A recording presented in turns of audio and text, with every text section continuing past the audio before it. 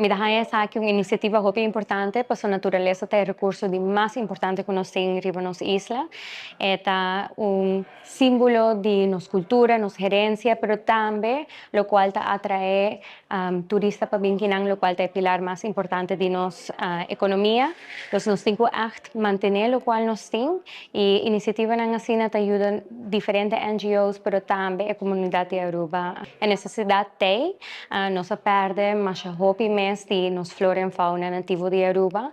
Dus es aquí una iniciativa fantástica para restaurar ese, pero también para enseñar y educar a generación nueva de Kiko é importante e Kiko nos todo tem antes e de como nos se sigue preservar para a futura geração. Como uma companhia privada, por exemplo, nós funda nosso próprio Nature Preserve, também nós está trabalhando duro com diferentes NGOs em Riba Isla e também com o Parque Nacional e para o que está aqui crescer em uma escala assim grande e também para o iniciativa na privada também vai guardo sostener essa é muito importante porque esta mostra que o qual nós está trabalhando em budget também o governo tem a mesma visão e vai trabalhar em budget. Bom, essa aqui está segundo mim algo que eigenlijk turhen na Aruba está quer realizar em passado acaba, pero está primeiro viajar com iniciativa assim aqui da Wartuma.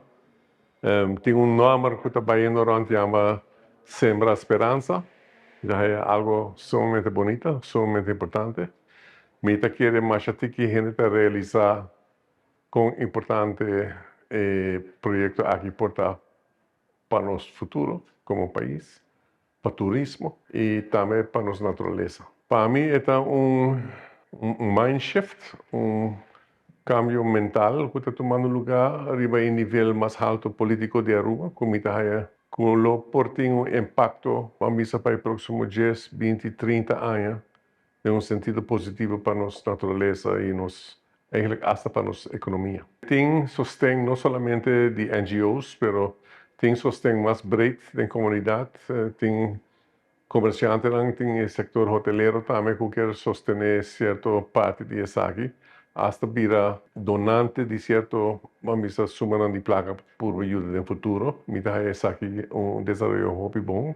Não nota é problema, não está virando é parte da solution, então esse é wending muito bonito. A parte mais importante é a educação. Para mim, a parte mais importante para nós é essa aqui vai em toda a escola.